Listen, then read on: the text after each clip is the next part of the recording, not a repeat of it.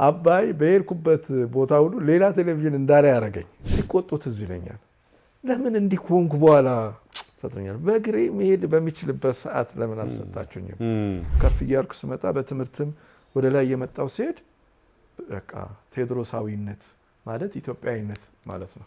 20 ሺህ ብር ማለት በዛን ጊዜ ትልቅ ቤት ገዝቶልህ መኪና ገዝቶልህ ሙሉ የቤት ዕቃ ገዝቶልህ አፍሪካን ሲሰሩ ሁልጊዜ ካሜራቸው ወደ አፍሪካ ሲመጣ ራቁቱን የሆነ ባዶ እግሩን የሆነ ጦር እንደዚህ ይዞ የኢትዮጵያን መከፋት የኢትዮጵያን በደል የኢትዮጵያን ማዘን ለቅሶ ስሰማ እንኳንም አይኔ ጠፋላለው። እንደውም አላለኝልኝም እንጂ የጃንሆይ ተማሪን ሚኒስትሪ ወሰድኩ ነኝ እኮ በጃንሆይ ጊዜ ቃል ኪዳን ገብተዋል ጀግኖች ልጆችሽ ወንዞች ተራሮችሽ ድንግል መሬትሽ ለኢትዮጵያ አንድነት ለነጻነትሽ እያለ ባንዲራው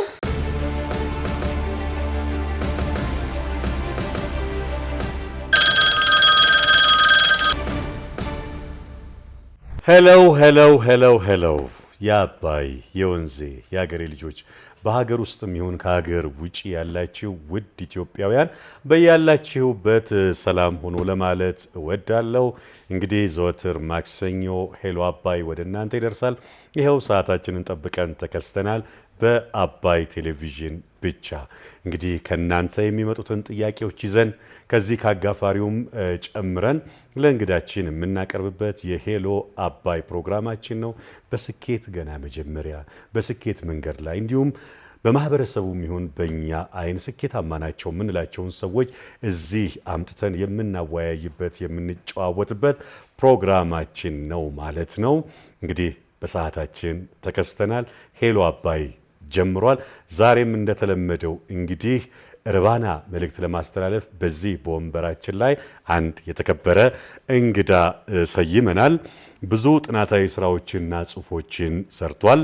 በተለያዩ መድረኮች ላይ እየተገኘ እንግዲህ አነቃቂ ወይም በሳል መልእክቶችን፣ ንግግሮችን ሲያደርግ እናውቀዋለን። አንጋፋ ጋዜጠኛና ደራሲ ነው። በተለያዩ ጋዜጦች ላይ ካልተሳሳትኩ አምደኛም ነበረ። በጣም ተወዳጅ ነው። በተለያዩ ማህበራዊ ኃላፊነቶችም ይሁን ቦታዎች ላይ በመገኘት የሚገባውን የሚከውን አንጋፋ ጋዜጠኛ ነው። ጋዜጠኛ ጥበቡ በለጠ እዚህ ይገኛል። ስለመጣ እንግዳችን ስለሆንክ ጥቤ ከልብ በጣም እናመሰግናለን። እኔም እጅግ አድርጌ ነው የማመሰግነው። በጣም ቴንኪው። እንግዲህ ከአንተ ጋር ቁጭ ብለን ሀሳብ መለዋወጥ መቻላችን እንደ ሄሎ አባይም እንደኔም የእውነት የተሰማኝን ደስታ መጀመሪያ መግለጽ ፈልጋለሁ። ጥብዬ አረ ደስታው የኔ ነው። በጣም በእውነት ደስ ብሎኛል። እንደው ከአባይ ቴሌቪዥን እንጀምር እስቲ። ቴሌቪዥኑን ትከታተለዋለህ? የማየት እድሉ አለ? ያው አባይን እንግዲህ እኔ ብዙ ጊዜ ሚዲያንም ስለምመራ ሚዲያዎችን ሰዎች እንዴት ነው የሚከታተሉት ብዬ ነው ማየው እንጂ ለምሳሌ ቤት ሲሄድ እናቴ ጋር ሲሄድ ቤተሰብ ጋር ሲሄድ ይሄን ክፈቱልኝ አይደለም በፍጹም። እነሱ ምንድን ነው የሚፈልጉት? ምንድን ነው የሚከፍቱት? ጥናት ነው ማድረገው እና አባይ በሄድኩበት ቦታ ሁሉ ሌላ ቴሌቪዥን እንዳለ ያደረገኝ እና ቤተሰቦች የሚከፍቱት እሱን ነው። አሁን በቅርቡ እንደዚህ ወደ ጎንደር ሄጄ ነበር፣ ወደ ክብረ መንግስትም እንደዚህ ሄጄ ነበረ እና የቤተሰብ ጋር ቁጭ ባልኩበት ጊዜ ሁሉ የሚከፍቱት አባይን ነው። እና በጣም የሚገርመው ርዕሰ ጉዳዮቹን ኮንቴንቶቹን ሳያቸው የግድ እንዲመለከቷቸው እንዲከታተሏቸው የሚያደርጉ ሆኖ አግኝቼዋለሁ። እና በዚህ በርዕሰ ጉዳዩ አመራረጥ በጣም በጣም ጥሩ ቴሌቪዥን ሆኖ አግኝቼዋለሁ። ዛሬ ደግሞ ለመጀመሪያ ጊዜ ነው የመጣሁት ስቱዲዮን በማይበት ሰዓት በጣም በከፍታ ላይ ነው ያለው። በጣም የተደራጀ ነው። በፍጹም ጭንቅላቴ ውስጥ ባሰብኩት ደረጃ አይደለም አባይ ያለው። እና ብዙ ጊዜ እኛ የምናየው ስክሪን ላይ የሚተላለፈውን ፕሮግራም ነው። ከበስተጀርባ እነዚህ ወጣቶች እንደዚህ ተረባርበው በይሄን ምሽት እኔን ጠብቀው ምን ብለው በደስታ ፊታቸው ላይ ምንም አይነት የድካም ሳይታይበት የኔ መምጣት ነው የሚያስደስታቸው። ይሄ ነው ለአንድ ሚዲያ በጣም የሚያስፈልገው። ያንን ስንቅ የያዘ ነው አባይና በጣም በርቱ፣ ተጠናከሩ ጉባኤያችሁ ይስፋ ነው። አሜን አሜን አሜን። በጣም እናመሰግናለን። እንግዲህ በሀገር ውስጥም ይሁን ከሀገር ውጪ ስለምትከታተሉ መርጣችሁ ስለምታዩን በዚህ አጋጣሚ ለማመስገን እንወዳለን። አሁንም ቆይታችሁ ከኛ ጋራ ይሁን እንላለን። እንግዲህ ጥቤ በርካታ የህይወት ልምድ ያለው አንጋፋ ጋዜጠኛ ነው። ጥቤ የምለው እንግዲህ በተወሰነ መልኩ ስለምቀርበው ነው፣ ይቅር እንደሚለኝ ተስፋ አደርጋለሁኝ። እርባና ያለው ሀሳብ ከዚህ ይተላለፋል። በድጋሚ አብራችሁን እንድትቆዩ እጋብዛለሁ። ጥቤ ሰሞኑን ሶሻል ሚዲያ ላይ አንድ ነገር እየተመላለሰ ነው፣ ወቅታዊ ስለሆነ ከሱ ብንጀምር ደስ ይለኛል። ሽልማት አግኝተሃል። በእርግጥ በዘመንህ የተለያዩ ሽልማቶችን እንደምታገኝ ይጠበቃል። ግን እንደው ትኩስ ስለሆነች ሽልማቷ ምንድነች? እስቲ ስለሱ እናውራ። ሰሞኑን እንግዲህ እንደተባለው በዚህ በማህበረሰብ ትስስር ገጾች ውስጥ በጣም እንኳን ደስ አለህም ብያለሁ። ይገባሃል ማለት ረዥም ዘመን በዚህ ሙያ ውስጥ የቆየነ በጋዜጠኝነቱም በማስተማሩም በድርሰቱም በተለያዩ መልኩ መሪም ሆነህ እየሰራህ ያለ ትልቅ አንጋፋ ሙያተኛችን ነህና እንደ አርአያ መሸለምህ የሚገባህ ነው። እግዚአብሔር ይስጥልኝ። በጣም ነው የማመሰግነው። ሸላሚዎቹንም አመሰግናቸዋለሁ። የሰርቢያ ውስጥ ያለ የሰርቢያ ቤልግሬድ ውስጥ ያለ ነው። ምዕራብ አውሮፓ ያለች ናት ሰርቢያ እና እዛ ኢሮፒያን ፋሚሊ ቢዝነስ አሶሲዬሽን የሚባል ድርጅት አለ። አውሮፓ ውስጥ ትልልቅ የቢዝነስ ፎረሞችን፣ ኤግዚቢሽኖችን የአውሮፓን የሚያዘጋጅ ድርጅት ነው እና በየአመቱ ከተለያዩ አገራት ሰዎችን ይሸልማል እንደየሙያቸው ዘርፍ። ብዙ ሰዎችን ነው የሚሸልመው እና ይሄ ድርጅት ከኔ ጋር የሚያገናኘው ምንም ነገር አልነበረም። አጋጣሚው እኔ ወደ ቬኔዙዌላ ደቡብ አሜሪካ ነበርኩኝ ባለፉት ጊዜያትና እዛ አንድ ጥናት ለማቅረብ ነበር የሄድኩት። እዛ የኢንተርናሽናል ኢንተርፕረነርሺፕ ፎረም የሚባል ነበረ። እዛ ላይ ሚዲያ መገናኛ ብዙሃን ለቢዝነስ ለስራ ፈጠራ እንዴት ነው የሚያገለግለው፣ ግልጋሎቱ ምንድን ነው የሚል ጥናት ለማቅረብ ነው። እነዚህ ደግሞ ደቡብ አሜሪካውያን ብዙ ምርቶች እያመረቱ ከአፍሪካ ጋር ብዙ ግንኙነት የላቸውም። ወደ አፍሪካ መጥተው ሚዲያ መክፈት ይፈልጋሉ። ስለዚህ የኢትዮጵያን የሚዲያ ነባራዊ ሁኔታ ለቢዝነስ እንዴት አስፈላጊ እንደሆነ ሚዲያ እሱን የተመለከተ የእኛንም ሚዲያ አሃዱን መሰረት አድርጌ ጥናት አቀረብኩኝ። ለምሳሌ በእኛ ሚዲያ ስንት ማስታወቂያ ተላለፈ፣ እነዚህ ማስታወቂያዎች ምን ተጽዕኖ አምጥተዋል፣ ስንት የአክሲዮን ማህበራት ተቋቁመው ምን ላይ ደረሱ፣ ባንኮች ማስታወቂያ አሰርተው ስንት ባንክ፣ ኢንሹራንሶች እንዴት አደጉ የሚለውን ነበር ያቀረብኩት እና መድረኩ ላይ አጋጣሚ የቬኔዙዌላ የኢኮኖሚ ሚኒስትር የሆኑ ሴት ናቸው። እሳቸው እኔን ሲያስተዋውቁ ያው ልክ አንተ እንደምታስተዋውቀኝ አይነት ሰፋ አድርገው አስተዋወቁኝ። ማለት የኢትዮጵያ ውስጥ የመገናኛ ብዙሃን ባለሙያዎች ማህበር ፕሬዚዳንት ነው ሆኖ ሰርቷል። የኢትዮጵያ ደራሲያን ማህበር ዋና ጸሐፊ ነው። የተለያዩ የተቋማት ውስጥ የቦርድ አባል ነው። የሚዲያ ቴሌቪዥን፣ ሬዲዮ ይመራል። ድርሰት እንደዚህ አድርጓል ሲባል መሀል ላይ ተጨበጨበ እና እነዚህ ሰርቢያዎች በአጋጣሚ ለዛ ጉባኤ እዛ መጥተው ነበር እና ከዛ ፔፐር በኋላ አገኙኝና አናገሩኝ። ከዛ አድራሻ ወሰዱ። ምን አሉ እነሱ የሚፈልጉትን ፎርም ሲጠይቁኝ ስሞላ ሲጠይቁኝ ከዚህም ከመጣው በኋላ እንላላክ ነበር። በኋላ እኔ አላወኩም ለሽልማት መሆኑን። እነሱ ያው ከአፍሪካ እንደዚህ ብዙ ትኩረት አይደረግም ማለት አውሮፓ ውስጥ አፍሪካ ውስጥ እና ያው በቃ እንግዲህ ወደ 27 ዓመት ያህል ከሚዲያ ውስጥ ለምሳሌ እነሱ ካስቀመጡት ውስጥ በየሳምንቱ ቢያንስ ላለፉት 27 ዓመታት አርቲክል ወይም መጣጥፎች በሳምንት 3 መጣጥፍ አለኝ ለረጅም ዓመታት ማለት ነው። ሳያቋርጥ ምንም አልተቋረጠ። በጣም የሚገርም ነው። እና እነዚህን ሲደምሯቸው በጣም ለነሱ ከእንትናቸው በላይ ሆነ። በኋላ ለእኔም በኋላ ነው ነገሩ እንደዚህ ብዙ ተሰርቷ እንደይላለ በእርግጥ አስቀምጣቸዋለሁ። በጣም በዛ ትልቅ መልኩ ነው እንጂ አላየሁትም ነበር። እና እነዚህ እነሱ ይሄ እንደዚህ ምስጋናና እውቅና ሽልማት ያደረጉ በሚዲያ ዘርፍ የዘንድሮውን የ2025 ለእኔ ሰጡኝ ማለት ነው። ኢሮፒያን ቢዝነስ አሶሲዬሽን የሚባል የፋሚሊ ቢዝነስ አሶሲዬሽን የሚባል ትልቅ ተቋም ነው። በጣም ደስ ብሎኛል።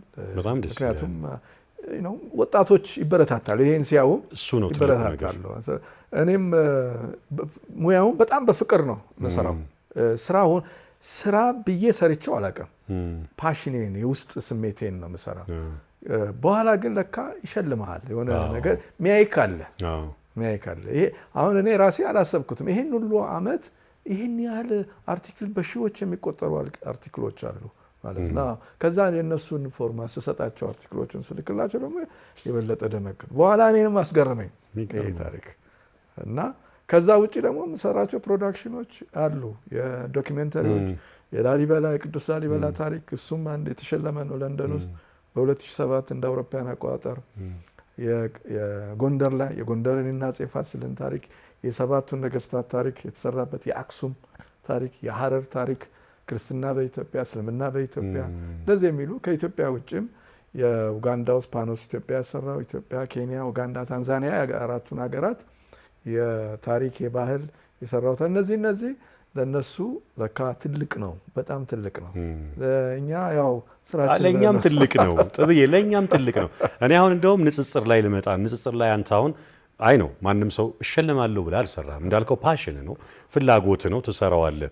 ግን አንዳንዴ ይሄን ሁሉ ነገር ተቋማት የሙያ ተቋማትም ይሁን የተለያዩ ተቋማትን ትመራለህ፣ ሚዲያ ትመራለህ፣ ትጽፋለህ፣ ታስተምራለህ፣ ሰፊ ነው። ይሄንን እያደረክ በሀገርህ ወይ ደግሞ በዚህ በሚመስል ማህበረሰብ ውስጥ ያ ትኩረት አለመኖሩ እና የሆኑ ሰዎች በጥቂት እይታ ውስጥ ትኩረት ሰጥተው ነገሮችን ሲቀበሉ ራሱ ምን ተሰማ?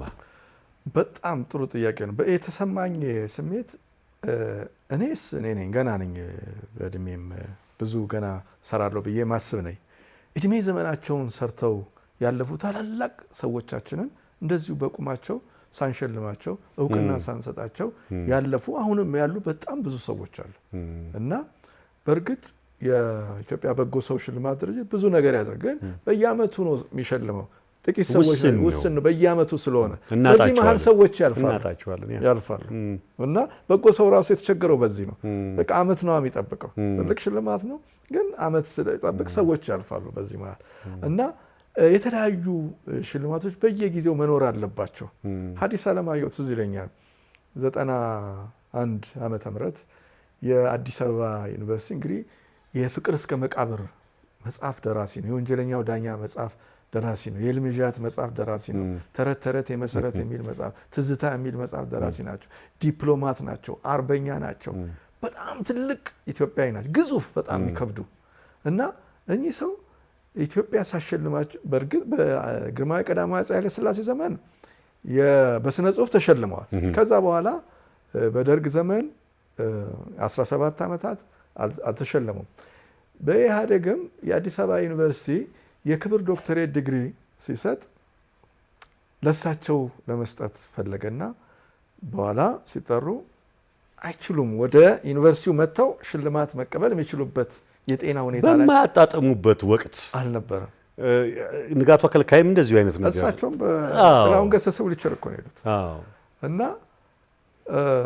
ከዛ ዩኒቨርሲቲው ሴኔቱ ወደ ቤታቸው ነው የሄደው ሊሰጣቸው እና በአጋጣሚ ለሪፖርት ለማድረግ እኔም እዛ ሄጄ ነበር። ሲቆጡት እዚህ ይለኛል፣ ለምን እንዲህ ከሆንኩ በኋላ ሰጥቶኛል፣ በእግሬ መሄድ በሚችልበት ሰዓት ለምን አልሰጣችሁኝም ብለው ሲቆጩ ትዝ ይለኛል። እና እንዲህ ያለፉብን በጣም በጣም ብዙ ሰዎች አሉ፣ አሁንም ያልፉብን ብዙ ሰዎች አሉ። ስለዚህ መንግስትም ተቋማትም የሀገር ባለውለተኞችን ማሰብ አለባቸው ብዬ ነው። ይሄ ሽልማት ለኔ ሌሎቹን እንድናስብ ነው ያደረገው እንጂ ለኔ በእውነት ይገባኛል ብዬ አላስብም። ምክንያቱም ከኔ በጣም በብዙ መልኩ የኔ መምህራን አሉ ያስተማሩኝ፣ ብዙ ነገር ያስተማሩ፣ ለነሱ የሚገባ ነው። ግን አጋጣሚው እድሉ ስላገኘሁት ነው እና ግን ማስተማሪያ ሆነኝ ለኔ ይሄን ነገር እንድማርበት እንድንሰራበት። ለምሳሌ በበጎ ሰው ሽልማት ድርጅት ውስጥ የቦርድ ነኝ።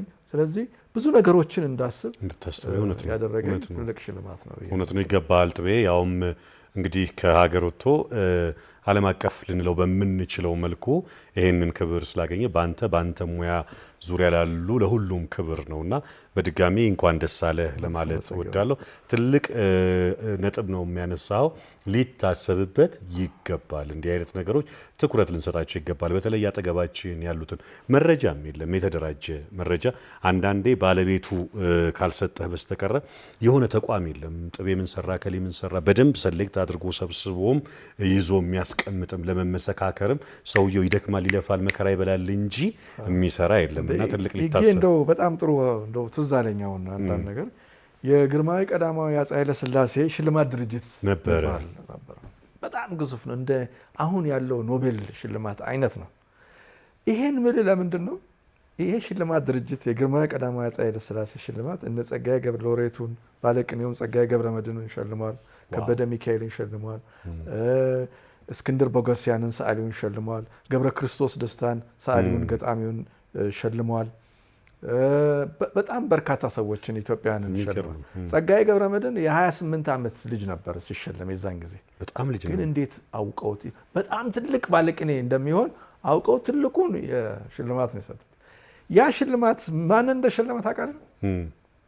የኖቤል ድርጅት ዋና ስራ አስኪያጁን የኖቤሉን እሺ እዚህ መጥቶ እንዲሸለም አድርገውታል። ስለምትሰራው በጎ ነገር ተብሎ ለሱ ደግሞ ለኖቤል ድርጅት በዓለም ላይ ትልቁ ሽልማቱ ነበር። ማንም የሸለመው የለም። ኖቤል ተብሎ ትልቅ ነው እሱ ነው የሚሸልም አለ ተብሎ አይታሰብም። የሚገርም ነው። ንጉሱ ሸልመውታል። የሚገርም ነው።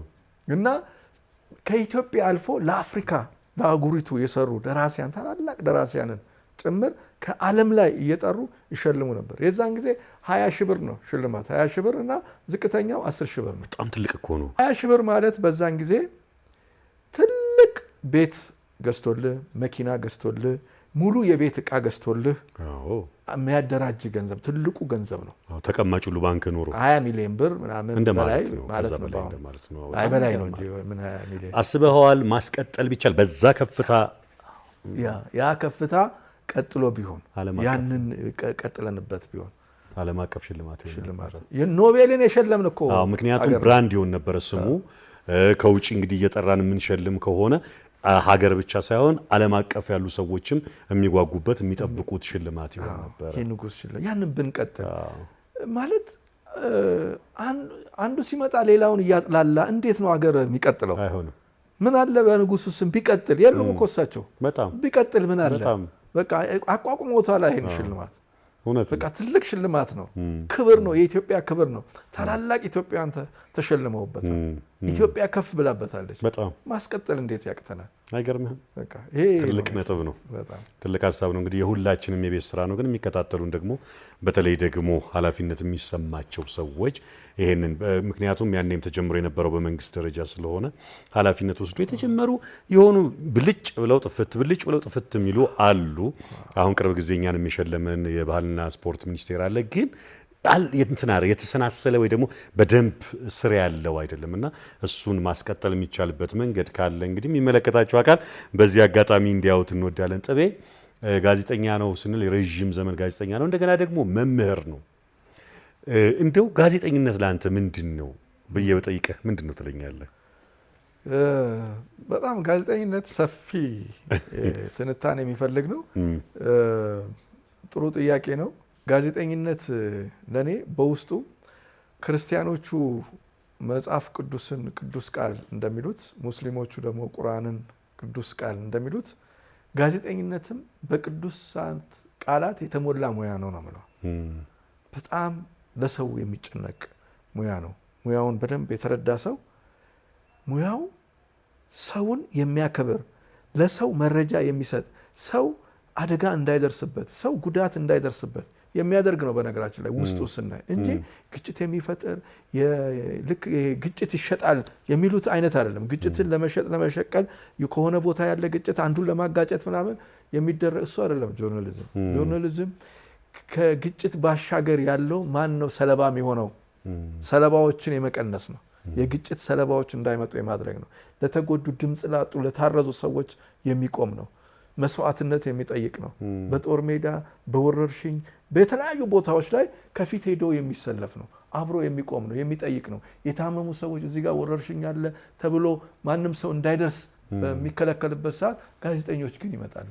ምንድነው በሽታ ምንድነው የሆነው ብለው በእርግጥ ራሳቸውን ለመከላከያ ይዘው ነው፣ ግን ህይወታቸውን ለአደጋ የተሰጠ ነው። በጦር ሜዳ ውስጥ ገብተው ቁስለኞችን ያነጋግራሉ፣ የጦር አርበኞችን ያነጋግራሉ፣ በጦርነቱ የተፈናቀሉ ሰዎችን ያነጋግራሉ። ምን ይላሉ? እና መረጃ የሚሰጡ ህይወታቸውን የሰጡ ሙያው ህይወትን መስጠት የሚጠይቅ ነው እና በጣም እኔ ቅዱስ ሙያ ነው ብዬ ነው ማስበው። በጣም ቆንጆ ገለጻ ነው። እንዳልከው ነው፣ በሌላ መንገድ የሚጠቀሙበት እንዳለው ነው። ትክክለኛው ጋዜጠኝነት ግን ይሄ ነው በሚለው እንይዘዋለን። አርቲክሎችን ቅድምን ብለሃል፣ በሳምንት 3 ቀን ጽፋለሁ ብለሃል። የሚመስጥሃል ጽሁፎችህ ምን ላይ ነው የሚያተኩሩት? ማለት አንዳንድ ሰው የሆነ ትኩረት አድርጎ የሚጽፍበት ኤሪያ ያለውና የጥቤ የትኩረት ኤሪያው ምን ላይ ነው ሲጽፍ? እንግዲህ እኔ በብዛት የኢትዮጵያን ታሪክ አፍቃሪ ነኝ። በኢትዮጵያ ታሪክ በፍቅር የወደቁ ሰዎች ታሪኳ በጣም ደስ ይላል የኢትዮጵያ እና ቢነበብ አያልቅም። ገና ሩዋን አልደረስኩም፣ ግን በዚች ባነበብኳት ጉዳይ በጣም ይመስጠኛል። አንዱ የኢትዮጵያ ታሪክ በብዙ ነገር ልመነዝረው እችላለሁ እና እሱን ይዛለሁ። ኢትዮጵያ የሃይማኖት ሀገር ናት። 2 እና 3ም ጁዳይዝም ጨምሮ በክርስትናው በእስልምናው በጣም የዳበረች ሀገር ናት። ስነ ጽሁፍ ያበረከተች ናት። ብዙ የኪነ ህንፃ ስራዎች ያሉባት ናት። የሰው አእምሮ መሪዎችን ምኖችን የፈጠረች ሀገር ናት። ስለዚህ በሃይማኖቱም በጣም የበቃች ሀገር ናት። በጣም የድል ሀገር ናት። በጣም ትልልቅ ጦርነቶች በዓለም ላይ የነበሩ የቅኝ ገዢዎች ወደ ኢትዮጵያ በጣሊያን በ1888 የመጡት ጣሊያኖች የበርሊን ኮንፈረንስ በርሊን ውስጥ አፍሪካን የመቀራመት ስክራምብል ፎር አፍሪካ የሚባለውን ለመቀራመት የመጡ ናቸው። ጣሊያን ተልከው የመጡ እንጂ ብቻቸውን የመጡ አይደለም። ስለዚህ ቅኝ ገዢዎችን ነው ያሸነፈችው፣ ጣሊያንን ብቻ አይደለም። በአጠቃላይ ቅኝ ገዢ የቅኝ አገዛዝ ራስ መንፈሱን ነው ሰባብረው የጣሉት እና በጣም ትልቅ ሀገር ነው ኢትዮጵያ። አሁን እንኳን በቅርብ ወደ ደቡብ አሜሪካ እንደዚህ ሲሄድ ስለ ፋሺዝም ነው የሚያወሩት። ነው ትልቅ ፎረም አላቸው። ፋሺዝም ግን በመጀመሪያ ጊዜ በዓለም ላይ ፋሺስት የሚባለውን አስተሳሰብ ራሱ የሰባበረችው ኢትዮጵያ መሆኗን ነው አንዱ ያቀረብኩት። እንዴት ደስ እንዳላቸው የአድዋው ታሪክ እንዴት ደስ እንደሚላቸው እኛ እንደው ዝም ብለን የምናሳልፈው ነገር ማለት ነው። ስለዚህ ትልቅ ታሪክ አለን፣ በደንብ የህዝብ ውስጥ የሚገባ በደንብ እንደው በዘመናዊ ቋንቋ የሚሸጥ ታሪክ በደንብ አለ እና እነዚህ ይስቡኛል። የኢትዮጵያ ታሪክ፣ ባህል፣ ሃይማኖት እንደዚህ በጣም ይመስጡኛልና ወደ እነሱ አዘነብላለሁ። ከዛ ውጪ ያው ጋዜጠኛም አይደለው፣ ፖለቲካው፣ ኢኮኖሚው እሱም እንደዚህ ወቅታዊ ጉዳይ ስለምከታተል ያው ስራዬም ስለሆነ እሱ በወቅታዊ ጉዳዮች ላይ የተለያዩ ሂሶችን እንደዚህ እሰጣለሁ። ግን በዋናነት በጣም ቀልቤን የሚገዛው የታላላቅ ሰዎች ጀግኖች ታሪክ ምንም ያልተነገረላቸው ደግሞ የማይታወቁ ጀግኖች አሉ። በቃ አንሆን የሆኑ በጣም ትልልቅ ጀግኖች የነሱን ታሪክ አጥንቶ ማምጣት በጣም ያረካኛል። በዛ ምክንያት ደግሞ ብዙ ያመጣዋቸው እና እነዛ ሰዎች በህይወት ባይኖሩም ነገር ግን የሰሯቸው ስራዎች ደግሞ በደንብ ለሀገር በሚጠቅሙ መልኩ ያሳተምኩላቸው ያልኩላቸው ሰዎች አሉ እና ኢትዮጵያ የታሪክ ቱጃር ሆና በጣም ትልቅ ቱጃር ሆና ግን ይሄንን ሀብቷን ያልተጠቀመች ሀገር መሆኗ ደግሞ ይቆጨኛል። አልተጠቀምንበትም። ጭራሽ የታሪክ ትምህርት ቤቶች በጣም ተዳክመው አይተናል። በኢህአዴግ ጊዜ ያለን እኮ ሀብት ታሪክ ነው ታሪክ ነው። አሁን እዚህ ጋር የስዋስቲካ ምልክት ያለው አባይ እንግዲህ አንዱ ስዋስቲካ የቅዱስ ላሊበላ አብያተ ክርስቲያናት ላይ የሚታይ ቅርጽ ነው እና በጥንት ህንዶች የፀሐይ ምልክት ዘ ሲምቦል ኦፍ ዘ ሰን ይሉታል እና ነገር ግን ይሄ ስዋስቲካ ላሊበላ ይጠቀመው እንጂ ከላሊበላ በፊት አብርሃ ወአጽብሃ የሚባል ቤተክርስቲያን ትግራይ ውስጥ ያለ የመጀመሪያው ቤተክርስቲያን በዚህ ቅርጽ ነው የተሰራው ጣሪያው በስዋስቲካ እና የስዋስቲካ ናዚ ምናምን ይጠቀምበት ነበረ። ግን የስዋስቲካ ይሄ ዘ ሲምቦል ኦፍ ዘ ሰን የፀሐይ ምልክት ነው የሚባለው ምልክት የነበረው ኢትዮጵያ ውስጥ ነው ህንዶች ከመጠቀማቸው በፊት እና እነዚህ ትልልቅ ምልክቶች አሉን ለኢትዮጵያ ማንነት ታሪኳን ባህሏን የሩቅ ዘመን ማንነቷን የሚገልጹ እነዚህ ነገር አልተጠቀምንባቸው አልሸጥናቸው ወደ ዓለም መድረክ አላመጣናቸው ጭራሽ ታሪክ የሚያጣላን ሰዎች ሆነን ቁጭ ብለን ታሪካችንን እየተጣላን ማጥፋት ማበላሸት ውስጥ ገባን እያሟሸሽ ነው እየተጋደልንበት እየተጣላንበት የከሌ ነው የከሌ ብሔር ነው ምናምን እንዴ የከሌ ብሔር የሚባል የለም ኢትዮጵያውያን ናቸው ከተለያየ አንድ ህንጻ ሲሰራ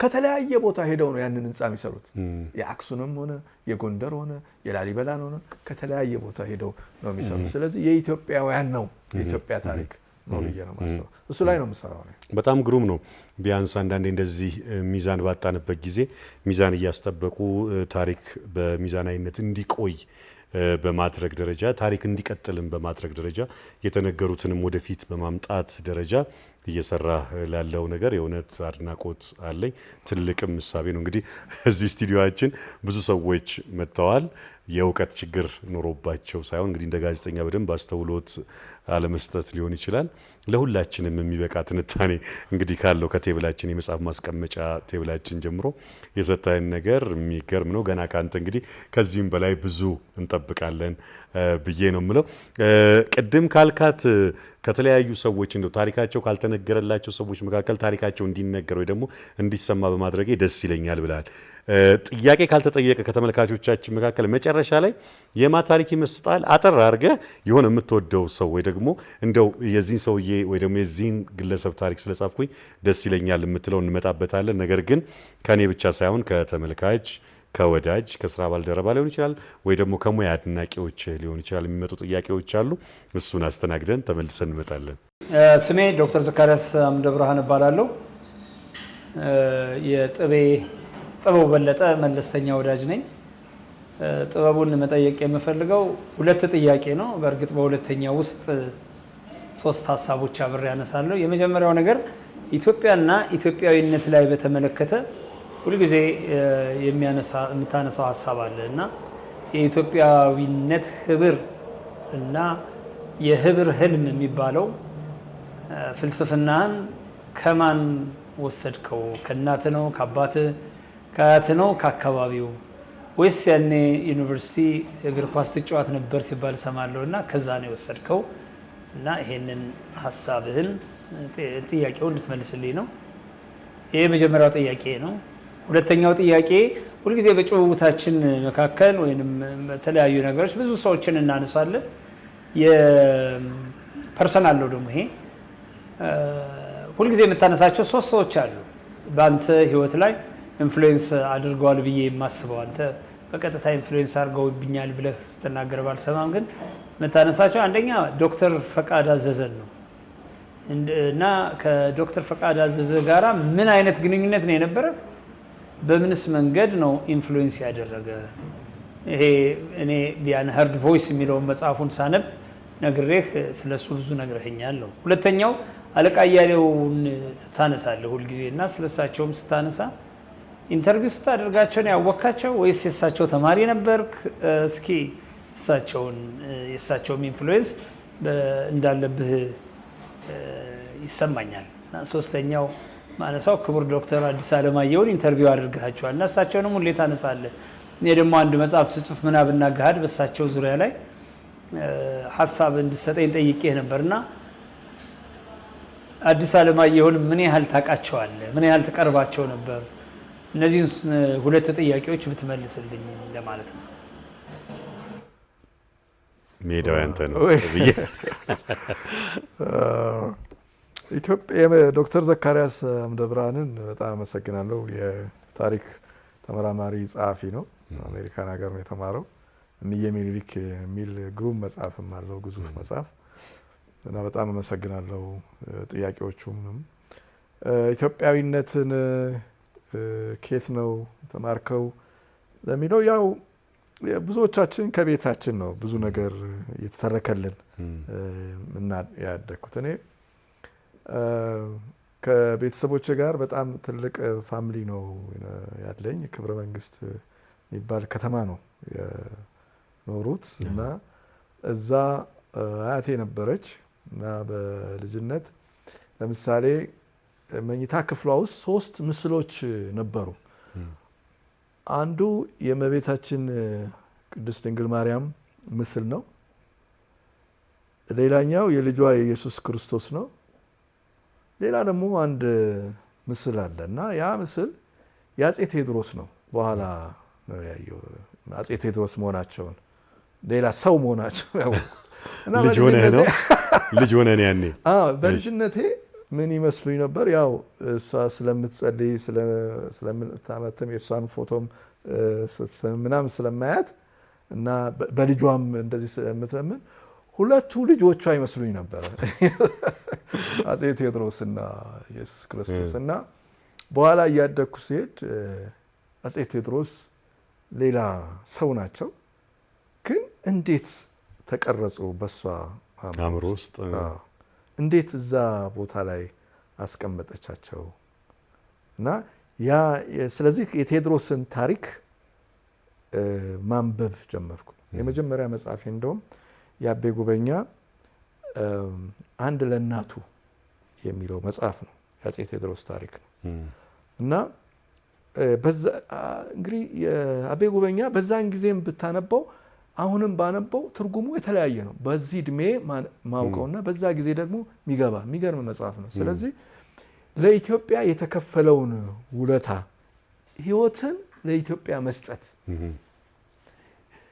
ማንነትን ለኢትዮጵያ ማበርከት ከአፄ ቴዎድሮስ በላይ ማስተማሪያ የለም ኢትዮጵያዊነትን። ስለዚህ በአፄ ቴዎድሮስ ፍቅር እና ኢትዮጵያዊነት እሳቸው ውስጥ እያደግኩ ሲሄድ እነ ጸጋዬ ገብረመድህን እነ ብርሃኑ ዘሪሁን ቴዎድሮስን እንዴት አድርገው በስነ ጽሁፍ ውስጥ እንዳመጡት፣ በተለይ ብርሃኑ ዘሪሁን የታንጉት ሚስጥር በሚለው መጽሐፉ፣ ቴዎድሮስ ታሪካዊ ድራማ የቴዎድሮስ እንባ በሚለው እነ ደጃዝማች ባመጡት ቴዎድሮስ ታሪካዊ ድራማ፣ ጸጋዬ ገብረመድህን ቴዎድሮስ የሚሉት እነዚህ ሳነባቸው ሳያቸው ከፍ እያልኩ ስመጣ በትምህርትም ወደ ላይ የመጣው ሲሄድ በቃ ቴዎድሮሳዊነት ማለት ኢትዮጵያዊነት ማለት ነው፣ ለሀገር መሰዋት። ስለዚህ ኢትዮጵያኒዝም ፍልስፍና ከቴዎድሮስ በላይ ልታመጣ አትችልም። በቃ በጣም እንትን ረጅም ርዕይ የነበራቸው መሪ ናቸው። የኢትዮጵያን ከፍታ በጣም የሚያውኑ ስለ አንዲት ትልቅ ኢትዮጵያ የሚያልሙ ናቸው እና ለዛ ደግሞ የተሰዉ ናቸው። ለዛ ዓላማ እና ኢትዮጵያኒዝም የምንም ፍልስፍና አይደለም፣ ቴዎድሮሳዊነት ነው እና እንግዲህ ምንጩ ከዛ የመጣ ይመስለኛል። በዛ ተጠልፌ ወደኩ ይመስለኛል እና አንዱ የኢትዮጵያዊኒዝም እሱ ነው። ከዛ በኋላ ሰፊ ታሪኮች ይኖሩታል፣ ሰፊ ጊዜ ይወስዳል። ሌላው የዶክተር ፈቃደ አዘዘን ነው የጠየቀኝ። ዶክተር ፈቃደ አዘዘ በአዲስ አበባ ዩኒቨርሲቲ የአፍሪካ ስነ ጽሁፍ መምህር እና አስተማሪ ነው እና ብዙ የዛን ጊዜ ዩኒቨርሲቲ ያለው ድፎጭ ነገር ነበርኩና እሱን ትመስላለህ። ነፍሷን ይማረውና ፊርማዬ አለሙ የምትባል ገጣሚ ነበረች።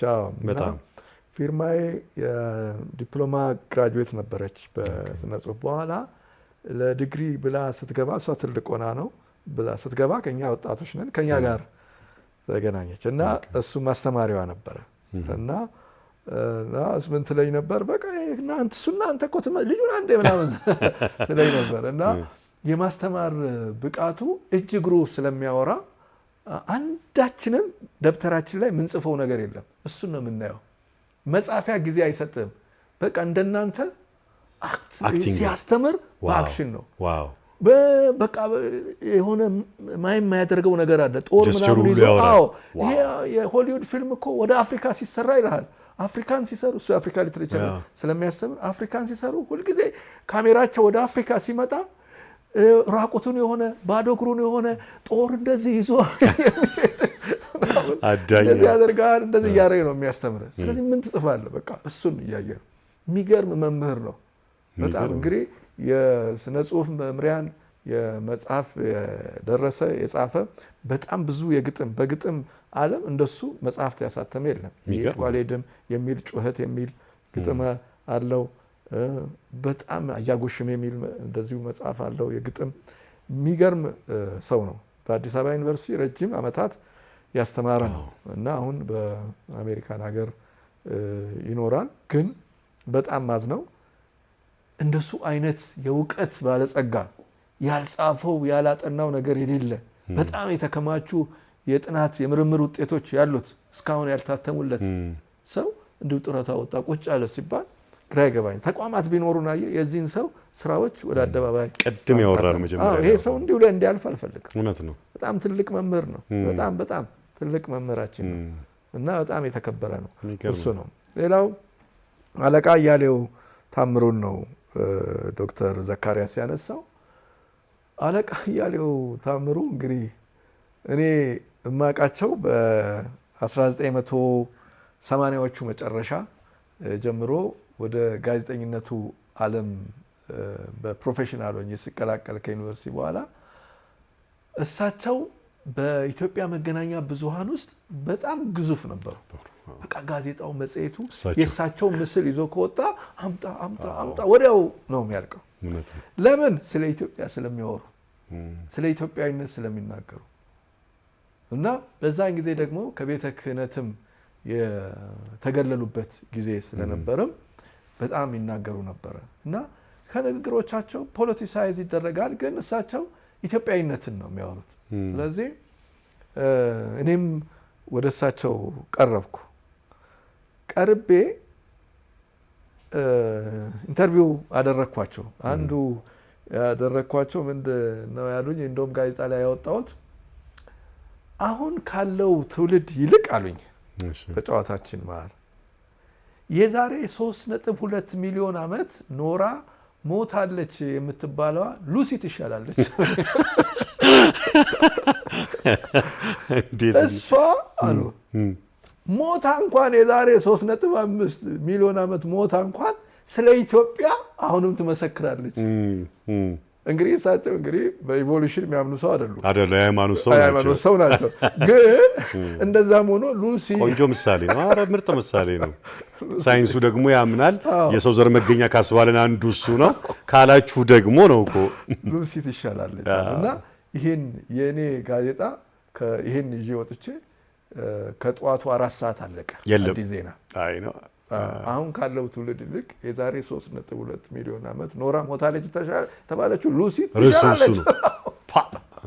ከዛ ዝርዝሯል በዚህ እንትን። ከዛ እንደ ደግሞ እንግዲህ በጣም አንድ ሰው ሲያነብ እንኳን እንደዛ ሊናገር አይችልም። እሳቸው አይነ ስውር ናቸው እና አይነ ስውር ሆነው የቋንቋቸው ጥራት ምንም ስህተት የሌለበት ይሄ በቃ ፈረንጆቹ ፐርፌክት የሚሉት ፐርፌክሽን ያላቸው ሰው ናቸው።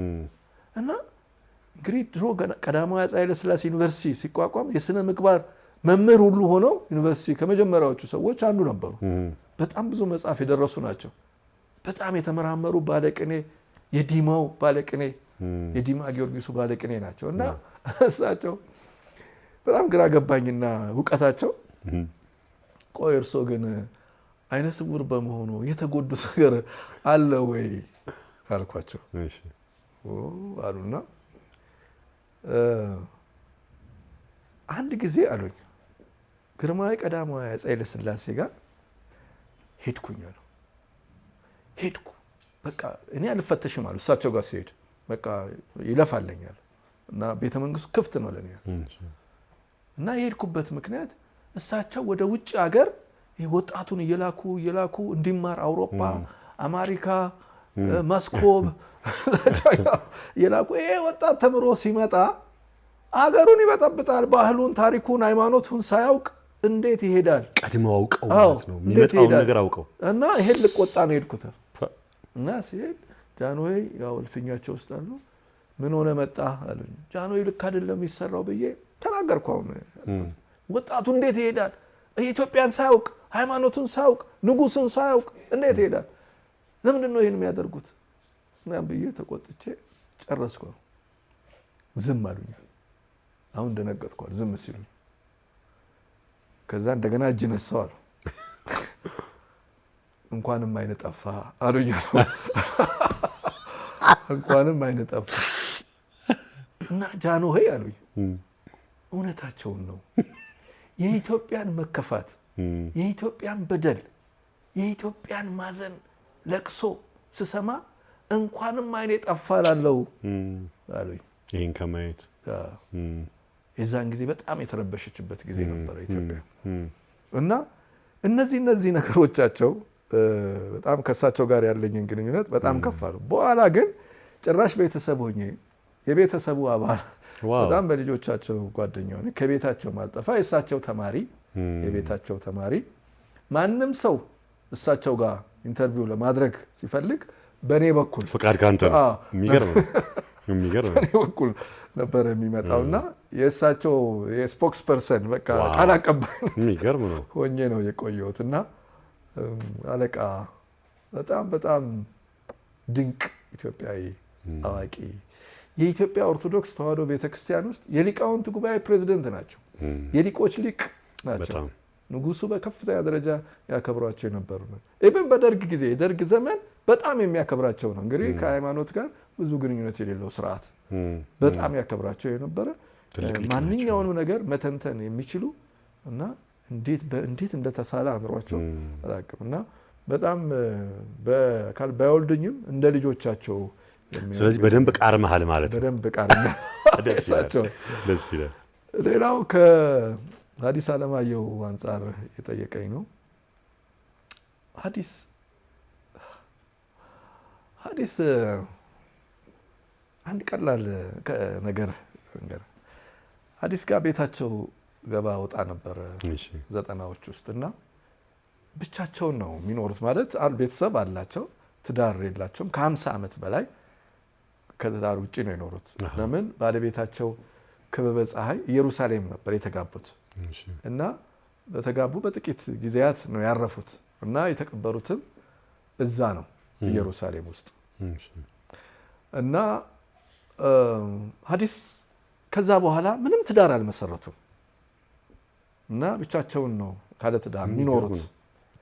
እና ሐዲስ ያው ኢንተርቪው ሳደርጋቸው አባባ ሐዲስ ለምንድን ነው ከወይዘሮ ክበበ ፀሐይ በኋላ ትዳር ያልመሰረቱት? ለ50 ዓመት ለምንድን ነው እንዲሁ የቆዩት አልኳቸው።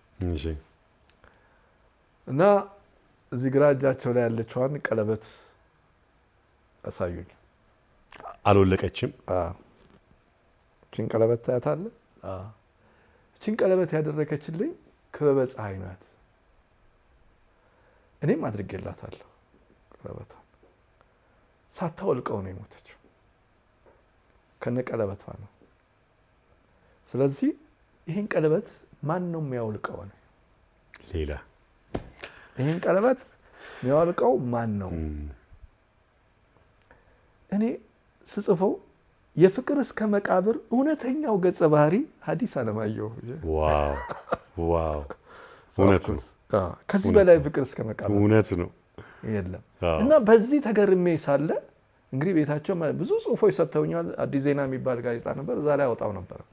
በኋላ ደግሞ አንድ ቀን የገረመኝ ያላወቅኩት በኋላ ነው ያወቅኩት።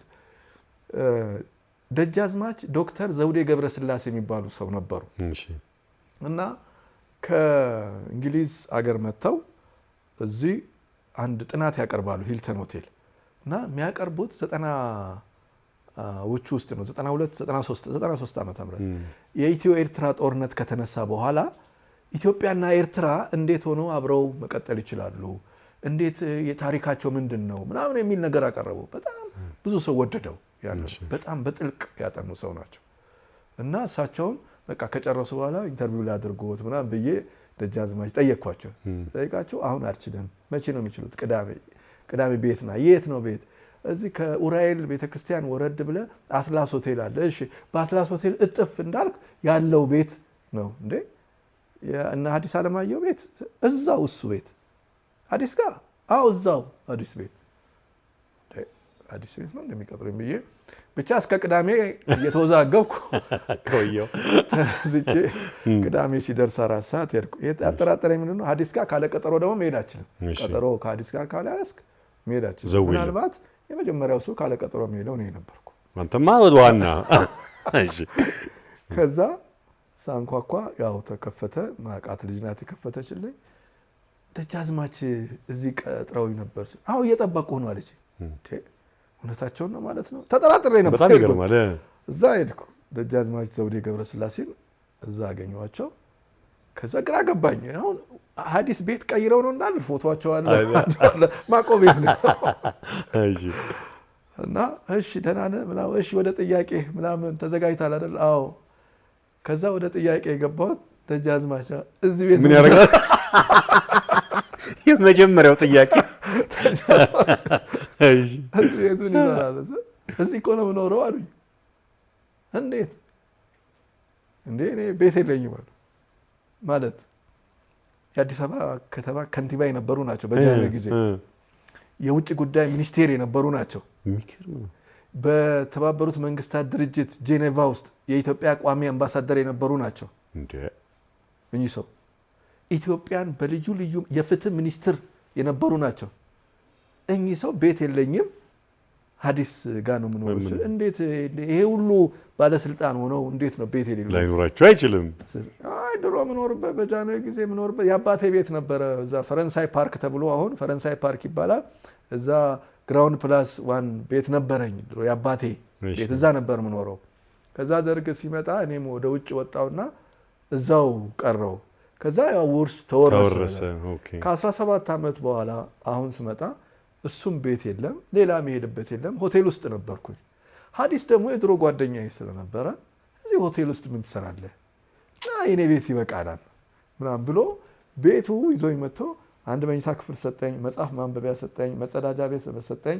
ሳሎኑን ደግሞ ይሄው የጋራ ገስታው ስለ እነዚህ በጣም የሀገሪቱ ጃይንት በጣም እና እሳቸው ቤት በደባልነት ነው የሚኖሩት። የሚገርም ነው። አሁንም ፍቅር እስከ መቃብር አልኩ። ሌላ አይገርምም? በጣም ይገርማል። ተመልከት፣ እኚህን የሚያክሉ ግዙፍ ሰው ናቸውም ከዛ ቤት ነው የወጣው ሁለቱም። ዋው! ፍቅር እስከ እንደዚህ አይነት ሰዎች የነበሩበት ነው። ዶክተር ደጃዝማች ዘውዴ ገብረስላሴ የሚገርም ተመልከት። ትልቅ የእንግሊዝ እሳቸው የትልቅ ሰው የአፄ ዮሐንስ የልጅ ልጅ ምናምን ናቸው። የሚደንቅ ነው በጣም የሚደንቅ ነው። ሐዲስ ብዙ የሚወራላቸው ነገር አለ። እንደው እቺን በጥቂቱ ለማለት ነው። ወደ 15 ገጽ የሚሆን ደግሞ ስርዓቶችን የገመገሙበትን ጽሁፍ ሰጥተውኝ አውጥቼዋለሁ ጋዜጣ ላይ። የጃንሆይን ስርዓት የደርግንና ኢህአዴግን እና በኢህአዴግ በጣም ተበሳጭተው ነበር። የሚገርም ነው። ዶክተር እንግዲህ ሶስቱን ጠየቀህ እንጂ መቼም እድለኛም ነህ። የራስህም ጥረት እንዳለ ሆኖ በጣም ትልልቅ ላንተ ግብአት ሊሆኑ የሚችሉ ለህይወት ስንቅ ሊሰጡ ከሚችሉ ትልልቅ እንግዲህ በሀገራችን ስመጥር ከሆኑ ሰዎች ጋር ነው ጊዜህን ያሳለፍከው። እሱንም ከነሱም ያገኘውን ነገርም ነው መልሰህም እያካፈልከን ያለው። እውቀት መቼም ከተለያዩ ስብስቦች ከትምህርት ቤት ብቻ አይደለም የእድሜ ሂደት ነውና ማለት ነው። ልመልስ እስቲ ወደኋላ። ጋዜጠኝነት እንዴት ተጀመረ? በጣም ጥሩ ጥያቄ ነው። ልጅነቴን ያመጣብኛል እና እንግዲህ እኔ ስማር ክብረ መንግስት እና አዲስ አበባ ሁለቱ ቦታ እንደዛ እያልኩ ነው። የልጅነት አብዛኛውን ክብረ መንግስት ነው የተማርኩት። አዶላ ይባላል። አሁንም የቀድሞ ስሟ ነው አዶላ። እንደገና አሁን አዶላ ተብላለች። እዛ እንግዲህ የከተማዋ መስራቾች ናቸው የኔ ቤተሰቦች።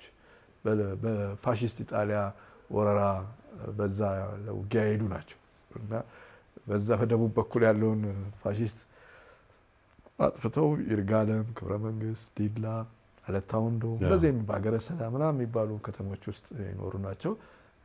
ክብረ መንግስት ደግሞ ዋና መቀመጫቸው ነበረች እና እዛ ነው የተወለድኩት ያደግኩት።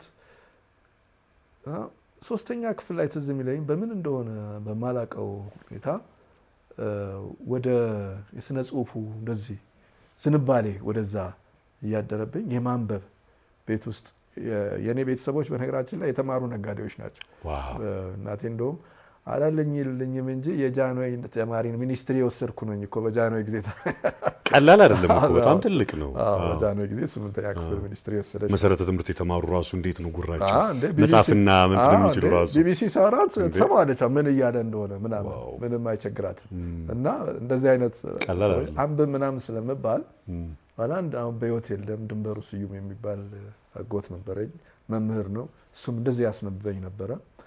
ከዛ እንግዲህ ክረምት ላይ ምናምን ወደዚህ እንመጣለን፣ ቤት እዚህም ስላለን እዚህም ክረምት መጥተን እንውላለን ምናምን ይዞኝ ይመጣል። እዚህ ከአርቲስቶች ጋር ምናምን ያስተዋውቀኛል። ወጋየሁ ንጋቱ ያውና ይለኛል፣ ደበበ እሸቱ ይሄ ነው ምናምን ይለኛል። እንደውም አንዴ እዚህ የሚለኝ ብርሃኑ ዘሪሁን ያ ነው አለኝ።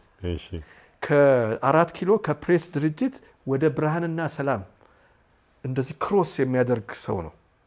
ረጅም ሰውዬ ነው፣ ጺማም ነው፣ መነጽር አድርጓል፣ ካፖርት አድርጓል፣ ስካርፍ አድርጓል፣ ክሮስ ያደርጋል። ሄጄ ጨበጥኩት ሮጬ ያለበት ሄደ ጨበጠኝ። እስካሁን ድረስ እዚህ ጋር ያለ ይመስለኛል። በእውነት ብርሃኑ ዘሪሁን የሚገርም ነው። ያን የሚያክል ጃይንት አይ ነው በጣም እና እንዲህ በልጅነት እነዚህ ነገሮች ትምህርት ቤት ድሮ በደርግ ጊዜ ሰንደቅ ዓላማ ይሰቀላል። ሰንደቅ ዓላማ ሰቃይ ነው፣ በደንብ ይታሰራል፣ ተማሪ ይሰለፋል። ካሰርኩ በኋላ የኢትዮጵያ ሕዝብ መዝሙር ለመዘመር 1 2 3 እላለሁ።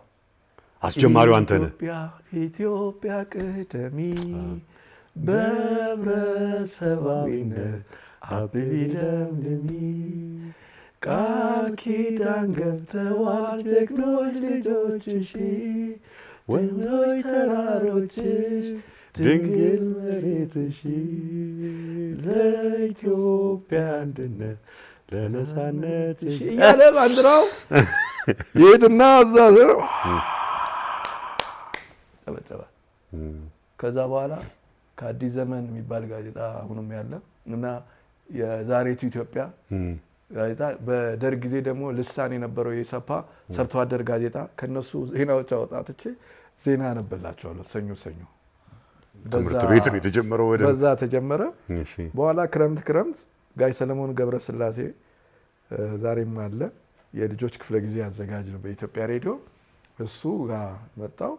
እሱ ጋር የልጆች ክፍለ ጊዜ ማዘጋጀት ጀመር። እነ ቅድስት በላይ ጋር እነ መቤት ወልደ ገብርኤል እናንተ ጓደኛ ሳሙኤል እሱ ጋር ነበረች። እነ ብርሃኑ ገብረ ማርያም እንደዚህ እዛ ግሩፕ ውስጥ ደግሞ ተቀላቀልኩ። ያ ነገር እያደገ ሄደ። ዩኒቨርሲቲም ስገባ ብቸኛዋ ሌላ ምርጫም አልነበረኝ። አንድ እሱ መርጬ 5 ምርጫ ነው እንድትመርጥ የሚደረገው። እኔ አንድ መረጥኩ። ከዛ ሌላ አልፈልግም ብዬ እሱኑ ተመሬ እሱኑ እየቆረጠምኩ ነው። የሚገርም ነው። እንግዲህ ዛሬ ይሄኛው ተወለደ፣ ጥቤ ተወለደ። ጥቤ እንግዲህ የታሪክ ተመራማሪ ጸሐፊ ከመሆን አንጻር እስኪ በተወሰነ መልኩ ስለ ታሪክ መጽሐፍት እናውራ። ሀገራችን ላይ ያሉ የታሪክ መጽሐፍት ወደ ልብ ወለድ አይነት ቅርጽ የተጠጉ ናቸው ወይስ ይሄ ለሀቅ ወደ ቀረበ ነገር የተጠጉ ናቸው? ያጻጻፍ ዘይቤያቸው። ሌላው አያይዘህ ብትመልስልኝ ደስ የሚለኝ ምንድን ነው የታሪክ መጽሐፍ በማን እና እንዴት ነው መሰነድስ ያለበት ብለህ ታስባለህ? በጣም ጥሩ። አሁን ይሄ የቀድሞዎቹን ታሪኮች እንዴት እነሱ ላይ መሰረት አድርገህ ነው የጠየከኝ እና እንዴት ቢጻፍ የሚል ነው። እኔ ደግሞ አሁን ራሱ ያሳስበኛል። ታሪካችን እንዴት ነው እየጻፍነው? የአሁኑን ማን ነው የሚጽፈው? እንዴት ነው የሚጻፈው? ዝም ብዬ አስባለሁ። አሁን አንተን አስባለሁ። አንተ ሰሜን አሜሪካ ውስጥ ለምሳሌ ካሊፎርኒያ ውስጥ አንድ ትልቅ መሬት ግዛት የኢትዮጵያ ኦርቶዶክስ ተዋሕዶ ቤተክርስቲያን አገኘችና ወደ $8 ሚሊዮን ምናምን ያስፈልጋል ይህንን ግዛት ለመያዝ። ሃይማኖት ምናምን ስለሆነ አይደለም። ኢትዮጵያ እንደዛ አይነት መሬት አሜሪካ የኢትዮጵያ በሚል ነው። እና ይሄን መጀመሪያ ሀሳቡን ገዛው። ይሄ እውነተኛ ታሪክ ስለሆነ ነው ለተመልካቾች ማወራው። እና ታሪክ ከዚህ ጀምሮ ነው። ይሄ ታሪክ ስለሆነ ማለት ትልቅ ዴር ሱልጣን እያልን የኢየሩሳሌሙን የንግስተ ሳባ የምናወራው ይሄ እኮ ከዴር ሱልጣን የሚበልጥ ግዛት ነው። በጣም ሌላ ታሪክ ነው። ስለዚህ ይህንን ለኢትዮጵያ ለማድረግ ከዛ የአባት ጳጳሱ ሲመጡ አቡነ ቴዎፍሎስ እና ይህንን ሀሳብ መጀመሪያ ከሰጡት ሰዎች መሀል አንዱ አንተ ነህ። እኔም እዛው ስለነበርኩበት ነው። ሌሎቻችንም ማለት ያ አንተ እንግዲህ ተፈጥሮ በሰጠ ጸጋ በሙያክ በምናምን ተጠቅመህ ያ ቦታ ለኢትዮጵያ በጣም ያስፈልጋል ብለህ ሚዲያ ላይ ወጥተህ ተናግረህ ምን ብለህ ብዙ ሚዲያዎች መጥተው ሚዲያዎችም የራሳቸው ጉዳይ አድርገውት ከዛ እቅዶች ታቀደው ምን ብለው በዛ እቅድ መሰረት ያ እቅድ እዛ የታቀደው እቅድ መሰረት ወደ ስራ ተገብቶ ያ ግዛት ከ3700 ሄክታር በላይ መሬት በኢትዮጵያ እጅ ገባ። እዚህ ታሪክ ውስጥ ያንተ ስም አሁን ይነሳል? የለም። ሁላችንም ነበር። አሁን የጉዳዩ ባለቤቶችም ይህንን ነገር ወጣ ብለው ሲናገሩ አይሰማም። እና ይሄ መጀመሪያ እንዴት ተጠነሰሰ እንዴት እዛ ተደረሰ የሚለው ታሪክ እንደዚህ ነው የሚፋለሰው። ስለዚህ እኛም ራሳችንን በማስታወሻዎቻችን እያንዳንዳችን ውሏችንን ብንጽፍ ይህን ታሪክ ብንጽፍ በኋላ ተደምረው ትልልቅ ታሪክ ነው የሚሆነው። እውነት ነው። በዓሉ ግርማ ምን ይላል? ነፍሱን ይማረውና ሁሉም ሰው በልብ ውስጥ አንድ መጽሐፍ አለ ይላል። ያንን መጽሐፍ ከልባቸው አውጥተው የሚጽፉት ሰዎች ደራሲ ይባላሉ። ግን ሁሉም ሰው አለው መጽሐፍ፣ ቢያንስ አንድ መጽሐፍ አለው ይላል። ስለዚህ ሁላችንም ጋር ታሪክ አለ ያየነው የኖርንበት ዘመን እና እሱን ማጠራቀም መስጠት፣ ለጸሐፊዎች መስጠት፣ ለምኖች መስጠት ያስፈልጋል። የኢትዮጵያ ታሪክ ስናየው በጣም እናመሰግናቸዋለን። ታሪክ ያቆዩልንን ትልልቅ ሰዎች በአንዳንዶች ዝም ብለው ሲዘለፉ ያለው ነው። በጣም ትልልቅ ታሪክ ሰጥተውናል። ታሪክን እኛ ሁሉም የተጻፈ ነገር ሁሉ እውነት ነው ደግሞ ብለህ አትቀበልም።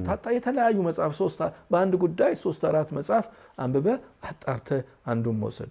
ታሪክ አንዳንዴ እንደተመልካቹም ነው፣ የቆምክበት ቦታም ይወስነዋል ስጽፍ። ስለዚህ ሁሉንም ማንበብ ነው ያለብን በቃ እንጂ ይሄ ታሪክ ልክ ነው ይሄ ልክ አይደለም ምናምን ብለን ማበሻቀት የለም። ማክበር መጀመሪያ የጻፈው ሰውዬ እኮ ቁጭ ብሎ ጊዜውን ሰጥቶ ምን ብሎ ተመራምሮ ጽፏል እኮ እንጂ እኔ እኮ አንዳንዴ አሁን የጳውሎስ ኞኞን የተክለ ጻድቅ መኩሪያን ምናምን መጽሐፎች የታሪክ መጽሐፎች ጀምራቸውና እንደገና ዘጋቸውን ያስቀኛል ነገሩ። እንዴት አድርገው ነው ይሄን ሁሉ ነገር እንዴት ስንት ነገር ቧጣው ነው ይሄንን የጻፉት? ምን አይነት ትጋት ናቸው ምናምን እያልኩ አስባለሁ። በጣም ይከብደዋል። መጀመሪያ አንብበ መጨረስ ነው ትልቁ ነገር እና እነሱ አሁን የታሪክ ሰዎቻችንን በዛ መልክ ማክበር፣ የጎደለ ነገር ካለ ደግሞ እኛ እነሱ መተቸት ሳይሆን መሙላት፣ ታሪኩን እየሞላን ይሄን ያልጻፉት ነው እያል ለምሳሌ ጳውሎስ ኞኞ በጣም የሚገርም ጸሐፊ ነው፣ ደራሲ ነው። የጻፋት ስለ ፊልም ታሪክ ጽፏል። የኢትዮጵያ ሰይጣን ቤት ምናምን ስለሚባለው ጽፏል። ነገር ግን ጳውሎስ ኞኞ ለምሳሌ እንዴት እንዳመለጠችው ማላቃት አንድ ነገር ፊልም ኢትዮጵያ ውስጥ እንዴት እንደተቀረጸ የመጀመሪያው ቀረጻ በዛ ጊዜ እንደተቀረጸ ፈረንሳዮች ጽፈውታል፣ ተቀርጿል። እሷን ግን አላገኘም። እኛ ያገኘው አይደል? እሷን መሙላት ነው ያለብኝ ጳውሎስን በትክክል እንጂ እንደዚህ እያልን ታሪካችን መቀጠል ይችላል። በጣም ግሩም ነው። ጥብዬ እንግዲህ ከኔ ብቻ አይደለም እንዳልኩ የተመልካች ጥያቄ ስላለ እንዳልሻማቸው ቀጥታ የተመልካች ጥያቄ ተከታትለን መልስ ትሰጥበታለህ ማለት ነው። አለማየሁ አሊ ይባላለሁ። በአሁኑ ሰዓት በግል ስራ ነው የምተዳደረው። የግብርና ባለሙያ ነኝ እና ከጥበቡ በለጠ ጋር ደግሞ በዘወትር ቅዳሜ ቀኑ 12 ሰዓት እስከ ምሽቱ 2 ሰዓት ድረስ የአሐዱ መናገሻን ፕሮግራም አብረን እናዘጋጃለን። ጥቤን መጠየቅ የምፈልገው 2 ጥያቄዎች ብቻ ናቸው። ሌሎች ብዙ ሊጠይቁት ስለሚችሉ ማለት ነው። እና ጥቤ በቀን ውስጥ ስንት ሰዓቶች አሉ? እንደገና ደግሞ አንተስ በቀን ውስጥ ስንት ሰዓቶች አሉ? ሁልጊዜ ስትባዝንና ስትባክን ስትሯሯጥ ለሰዎች ጊዜ ስትሰጥ አውቃለሁ። ለራስህ ምን ያህል ሰዓት ትሰጣለህ? ጊዜህንስ መቼ ነው ወደ ገንዘብ የምትለውጠው? ይሄ የመጀመሪያ ጥያቄ ነው። ሁለተኛው ጥያቄ ደግሞ ብዙን ጊዜ ስለ ሀገራችን አብዝተህ ታስባለህ። ስለ ሀገራችን ታሪክ በጣም ብዙ ታነባለህ። የታሪክ ጸሐፊዎችም በየጊዜው መጽሐፍ አንበብልን፣ ገምግምልን ሲሉ ጊዜ እንሰጣለን። አሁን ራስስ ቁጭ ብለህ እስካሁን ድረስ የሰማሃቸውን፣ እስካሁን ድረስ ያነበብካቸውን፣ የታዘብካቸውን ለመጪው ትውልድም ይጠቅማል የምትለውን መጽሐፍ መቼ ነው ቁጭ ብለህ መጽሐፍ የምትጀምረው? ይህንን ነው መጠየቅ የምፈልገው። ጥቤ በጣም እንደምወድህ ታውቃለህ፣ በጣም እንደማከብርህ ታውቃለህ። ግን እነዚህ ነገሮች ሁልጊዜም ለእኔ አሳሳቢ ናቸው። ለእኔ ብቻም ሳይሆን ለብዙ ወዳጆችህ ይህ ጥያቄ በአእምሯቸው እንደሚጉላላ እርግጠኛ ስለመሆን ነው። ግሩም ጥያቄ ነው። ግሩም ጥያቄ። ጥቤ የተቋማት ቦርድ ነው፣ የሙያ ማህበራትን ይመራል፣ ይጽፋል፣ አሃዱም ሆነ ሌሎች ሚዲያዎችን ይመራል። ማለት ዘርፉ በጣም ብዙ ነው። ከዛ አንጻር እውነት ነው ሰዓት አለ ወይ? ጥቤ መልስለት። ሁለት ጥያቄዎች አሉ። አለማየሁ አሊን በጣም ነው የማመሰግነው። አለማየሁ አሊ ሩሲያ ነው የተማረው፣ በግብርና ነው የተማረው እና በጣም ትልቅ ባለሙያ ጸሐፌ ተውኔትም ነው፣ ቲያትሮች አሉት እና በጣም ተፈላሳፊ ነው። አመሰግናለሁ ለጥያቄው። እንግዲህ ስንት ሰዓት አለ በቀን ውስጥ የሚለው ነው። ብዙ ሰው ይገርመዋል እንዳለው እኔ እንደ ስራ አልቆጥረውም። ደስ ብሎኝ ነው ብዙ ነገር ማደርገው። ደስ ካላለኝ አላደርገውም እና ሰው በፍቅር ነው የሚፈልገኝ እና ያንን ፍቅር መመለስ ፈልጋለሁ። ሰው በፍቅር እየፈለገ አይመቸኝም ለማለት አልችልም። እንደምንም ሰዓቴን አጣብበዋለሁ። አጣብቤ ምን ብዬ ይገኛለሁ። ዛሬ እንኳን ቀደም ብሎ 3 ፕሮግራሞች ነበሩ በቀኑ። በጣም ክራውድድ ነበርኩ። በየቀኑ እንደዛ ነው። እሁድ የለ ቅዳሜ፣ አንዳንዱ እሁድ ይጠራሃል እና እሁድም እረፍት መሆኑን አያውቅም እና ትሄዳለህ፣ ችግር የለውም እና በእርግጥ እግዚአብሔር ደግሞ ማመሰግነው እግዚአብሔርን ሁልጊዜ ይህንን የማደርገው ጤና ስለሰጠኝ አይደለም። የሆነ እክል ቢኖርብኝ ምን ብልም በየቦታው እኮ ልሄድ አልችልም፣ ልገኝ አልችልም፣ ቤቴ ነው ቁጭ ብሎ። ስለዚህ እግዚአብሔር ጤና ሰጥቶኛል። የሰጠኝን ጤና ለምን አልጠቀምበትም? ሰዎች ለምን እንዲደሰቱ፣ እኔ በመገኘቴ የሚደሰቱ ከሆነ ለምን አልገኝላቸው? እኔ በመናገሬ የሚደሰቱ ከሆነ ለምን አልናገርም እያልኩ በብዙ ቦታዎች ይገኛሉ። ከዛ ደግሞ ያ የሰው ፍቅርም ሰጥቶኛል። ሰዎች እንዲወዱኝ አድርጓል። ወደ ገንዘብ የእሱ አግሮ ኢኮኖሚስት ነበር። ወደ ገንዘብ ወደ ገንዘብ አስቤ አለ። ገንዘብን የመስራት ስራ ሰርቼ አላውቅም፣ ግን በማደርገው ነገር ብዙ ከኪሴ ነው የሚወጣው። ከኪሴ ይወጣል። በሌላ ነገር ደግሞ ሲሸፈን አየዋለሁ። በማላውቀው እኔ ባልሰራሁት ምንም አላልኩት። በቀኝ ሲወጣ በግራ ይገባል። ገንዘቡ ባይመጣም በክብር ይመጣልሃል። ለምሳሌ እኔ ኩባ፣ ቬኔዙዌላ ምናምን ምላቸው የተለያዩ ሀገሮች፣ ሳውዝ አፍሪካ እንደዚህ እዛ ያሉ ሰዎች የማላውቃቸው ነው። አብረውኝ ያልተወለዱ አብረውኝ ያላደጉ ምናምን። አሁን ለምሳሌ እነዚህ ሰዎች ሲጠሩ በጣም ብዙ ወጪ አንተ ላይ አውጥተው ኢንቨስት ያደርጋሉ። አዎ፣ በቢዝነስ ክላስ ምናምን በቪአይፒ እንትን ብለው አገራቸው ስትገባ ቪአይፒ መኪና ተልኮ ትልቅ ሆቴል ፕሬዚደንቱን ምናምን እንድታገኝ ሲያደርጉ ይሄ ክብር ከየት ይገኛል? አሁን ይሄ ከየት መጣ? አሁን እኔ ለፍቼበት ይሄን ለማድረግ ምናምን አይደለም። አሁን መምህር ደረጀ ነጋሽ ዘውንዬ ትከፈላለህ፣ ይሄ ስለ ገዳማት ስለምናምን የምታወራው እኮ ይከፍላል። ቆይተህ እንደዛ በሆነ ነገር ክብሩን ምኑን ስታገኝ እግዚአብሔር ይሄን ሞገስ እስከሰጠኝ ድረስ እላለሁ። ብዙ የልፋትህ ውጤት ነው። ምን ጥያቄ ሰዎች የለውም። ምኖች ይጨነቃሉ ማለት ጤናህን ወደ ራስህ ተመልከት። እኔ እግዚአብሔር ምንም ያጎደለብኝ ነገር እያመሰገንኩት ነው ምኖረው በቃ። እና ወደ ገንዘብ ያልከው እንግዲህ ከዚህ በላይ እየሰጠው ያለውት ነገር ሌላው ከመነዘረው እኮ ገንዘብ ነው። ሌላው ካገኘበት ደስ ይለኛል። እኔም ያገኘ ደግሞ የሚገርም ከልጅነት ጀምሮ ይሄ ገንዘብ ምናምን ኪሴ ጎሎ አቅም ይሄ ለምሳሌ ለመሰረታዊ ነገር አትቸገርም። ምን የሚያስፈልግ ትልልቅ ነገር አልፈልግም። አጥቼም አላውቅም ምንም ነገር። ከዚህ በላይ ጸጋ ምን አለ? እውነት ነው። ምንም በቃ ይሄ እሱንም እኮ አክብረህ ስለምትኖር ይሆናል እንጂ ልስራም ብትል ካለህ ልምድ፣ እውቀት፣ ኮሚኒኬሽን ምናምን አንጻር እኮ ብዙ ነገር መስራት ትችላለህ። ይሄ በልኩና በአግባቡ በቃ ያለኝ ይብቃኝ ብሎ የሚኖር ሰው የራሱ ፍልስፍና ነው። የሚኖር ሰው ካልሆንክ በስተቀረ ጥቤ አሁን ካለው ነገር አንጻር የሚፈልገውን ነገር ማሳካትም የሚከብደው የማቴሪያል የምንለውን ነገር ማሳካት የሚከብደው አይደለም። ወደዛ ከታሰበ አንዴ የሆነ ቦታ ግብዣ ተጋብዘን ከጓደኛዬ ጋር ነው የሄድነው እና በጣም የገረመው ምንድነው ያ ድርጅት የተቋቋመው በእኔ ሀሳብ አመንጭነት ነው። ልጆቹ ድርጅቱን አቋቋሙ። አክሲዮን ማህበር ነው አቋቁሞ ወደ 1 ቢሊዮን ብር አካባቢ ተሰብስበዋል። የአክሲዮኑ ወደ ግብርና ሊሰማሩ ማለት ነው። እና የሀሳቡ እኔ እዛ አክሲዮን ውስጥ የለውበትም በነገራችን ላይ አንዴ ሀሳቡ ማቆንቆ ሰጥተን ብያቸው እነሱ መስራች አይደለ? ኖ የመሰረቱት እነሱ ናቸው። ሀሳብ ሰጥተውጣ? አዎ በቃ ይሄን ቤም ልክ አይደለ እንዴ? አክሲዮን እኮ ሀሳቡ ነው የሚሸጠው። በቃ እንዲህ ለምን አታደርጉም ታዲያ? የሆነ ችግር ሲያወሩ ነው ለምን እንደዚህ ያደርጋችሁ መስርታችሁ ለምን አትሄዱም አልኳቸው። ያንን መሰረቱ። ልጆቹ አሁን በጣም በትልቅ እና ምስጋና እና ዝም ብለው መስርተው ሄዱ። በቃ እየሰሩ ነው። ያው ለፍተውበት ነው እዛ የደረሱት እነሱ። አይ ነው ግን ሀሳብ ትልቅ ነው ብዬ ነው።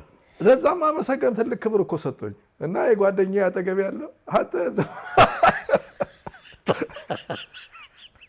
ተብዬ ምናቸው ነው የሚያወሩት? ይሄማ ያከባድ ነው። ይሰሙናል፣ መቼም ይሰሙናል። አገኙ እኮ ነው። ታዲያ ከዚህ በላይ ሀብት አለ እንዴ? እኔ እኮ ገንዘብ ያስፈለገኝ ቀን ከነዚህ ልጆች ወስደን ሀብት እኮ እዛ ጋር ባንክ አስቀምጫለሁ። አስቀምጣል። በትክክል ትክክል፣ እውነት ነው። ሁለተኛውን ጥያቄስ? ሁለተኛው የሰበሰብካቸው እነዚህን ወደ መጽሐፍ የማምጣት በጣም ጥሩ ጥያቄ ነው። ብዙ ሰዎች ጠይቁኛል። ወዳጄ እንዳለ ጌታ ከበደ ብዙ ዘመን ዶክተር እንዳለ ጌታ ከበደ ጨቀጭቀኛል። ቅድም እንዳልኩ ለ27 ዓመታት አርቲክሎች፣ መጣጥፎች በኢትዮጵያ ዙሪያ በኢትዮጵያ ፖለቲካ፣ ማህበራዊ፣ የጀግኖች ታሪክ፣ የህዝብ ታሪክ ብዙ HIV ላይ መመጣ በቸነፈሮች በምን በየዘመኑ ስለነበርኩ በፖለቲካው በ97 ምርጫ ያየዋቸው ምን ያልኳቸው የታዘብኳቸው በጣም የመሪዎች ታሪክ ለፖለቲካው ምንም ቅርብ ሙያዬ ስለሚያቀርበኝ ብዙ ሚስጥሮችም ስለማቅ እነዚህን የተጻፉ አሉ። እነዚህን ቁጭ ብሎ አንዴ ረፍት ሲገኝ አንዴ ቢያሳርፉኝ እንደው 1 ዓመት ምናምን ቁጭ ብለህ እስኪ 4-3 መጽሐፍ አምጣ ቢሉኝ ኦልሬዲ የተዘጋጁ ናቸው። እነዚህን ወደ መጽሐፍ የማስተካከል ስራ ነው የሚሰራው አሉኝ። እግዚአብሔር ደግሞ ለዛ ያበቃኛል ብዬ አስባለሁ። በዛ መስጠት ፈልጋለሁ። በዛ ደረጃ አሁን ያለው ወጣት በእርግጥ ወደ ዲጂታል ዓለሙ የሚያዘወትር ነው። በዲጂታሉም እንደዚሁ የሚያገኝበትን መንገድ እንፈጥራለን። እና እንዳለው ከብዙ ሰዎች ጋር ከነ ሐዲስ ጋር ከነ ደጃዝማች ከብዙ ሰው ዛሬ በህይወት የሌሉ በጣም እንዲህ ነው እንኳን ስንጨዋወት በጣም አፍ ያስከፍታል። አስበዋል ደግሞ አሁን ንግግራችን አጭር ሰዓት ስለሆነ በሰዓት የተገደበ ስለሆነ እንጂ ስለ አንዳንዳቸው ሰዎች ያወራው ነገር ይተንተን ቢባል ወይ ደግሞ የነበረን ቆይታ እናውራው ቢባል በጣም ሰፊ ነው። ስለዚህ የእውነት መምጣትም አለበት። ይመጣል ብዬ እግዚአብሔር ይረዳኛል ብዬ አስባለሁ። ግን ጊዜ ሰጡኛል ሳይሆን አንተ ነህ ለራስ ጊዜ መስጠት ያለብህ። አንተ ነህ ዘግተህ ይህንን ነገር ማድረግ አለብህ። ልክ አሁን በዓላማ እንደምታከናውናቸው ሁሉ አሁን የዚህ ጊዜና ሰዓት ነው ብለህ ወስነህ ዘግተህ ካልሰራህ አይሆንም። ለሱ እንግዲህ ጊዜ እግዚአብሔር ይስጥህ። እንጠብቃለን። ብዙ ሁሉም ሰው ይጠብቃል ብዬ ተስፋ አደርጋለሁ። እግዚአብሔር ይረዳኛል ብዬ አስባለሁ። እኔም አስባለሁ ያንን በደንብ ይረዳል። የተወሰኑ መጽሐፍት እጄ ላይ አሉ። የተዘጋጁም እኮ አሉ። ያው ስንፍና ነው አንዳንዴ። ስንፍና ሳይሆን ጊዜ የለህም ማለት በማባከን ውስጥ በትልቅ ስራ ውስጥ ነው ያለኸው። ስለዚህ ያንን ኮንሰንትሬት ማድረጊያ ሰዓትና ጊዜ ይፈልጋል። እሱን የማድረግ ሁኔታ ነው። በጣም አንዳንድ ደግሞ ህዝብ የማያውቃቸው ብዙ ታሪኮች አሉ። እኔም መገናኛ ብዙኃን ላይ ያላወጣዋቸው ለምሳሌ ምርጫ 97 ምንድን ነው የተካሄደው? እንዴት ታሰሩ ሰዎች? ምን ነበር ሲሰራ የነበረው ምናምን የሚሉ እንደ አንድ ባለሙያ ብዙ ማውቃቸው ያየዋቸው ታሪኮች አሉ። እነ ከሌ ከየት ነው የታሰሩት? ሲታሰሩ ምን ነበር ምን ተደረገ እና በአጋጣሚ የዛን ወቅት እኔ ስላልታሰርኩ ነው ያየኋቸው። አንዳንዴ ባለመታሰር ራሱ ከባድ የሚሆንበት ጊዜ አለ። በጣም አንዴ ወይዘሮ ሙሉ ሰለሞን አምባሳደር ሙሉ ሰለሞን መንገድ ላይ ያገኙኝ ያኔ 97 በኋላ ማለት ነው እና ጭንቅላታቸው ውስጥ ታስሯል የሚል ነው የነበራቸው እና ሲያገኙኝ ወይ ሳልጠይቅ ጨርሰው የወጣን ይመስላቸው። ዋው የሚገርም ነው። ወይ ሳልጠይቅ ስለዚህ ብዙ መረጃዎች አሉ። በቃ ለቀሰ ይታቃል። እና በጣም ነው የዋህናትና አልታሰርኩም። ስለዚህ እንጠብቃለን በደንብ እነዚህ ብዙ ታሪኮች እንጠብቃለን። ምክንያቱም እንትን ነበር የሚል መጽሐፍ ቁጥር 1 እና ቁጥር 2 አለና ገስት ተጫነ ሰውየው በእያንዳንዱ የዛ ክንውን ውስጥ ነበርኩ ነው የሚለውና ሁሉም ቦታ ላይ ያለ አፌን ከፍቼ ነው በቃ የሰማሁት። እንደዚህ አይነት ስቶሪ መስጠናል ማለት ነው። ምክንያቱም ሰውየው ነበርኩ በቦታው ላይ በድርጊቱ ላይ ነበርኩ እያለ የሚጽፍልህ ሰውዬ በጣም ለታሪኩ ቅርብ ነው። እንግዲህ እንዳልኩ እንደዚህ በግለሰብ ደረጃ የሚጻፉ ነገሮች ትክክለኝነታቸው ምናምን እሱ የሚጣራ ሆኖ ሳለ ግን እንዲህ እምቅ ነገሮች ሲመጡ ግን በጣም በጎ ናቸው። እንጠብቃለን ጥብዬ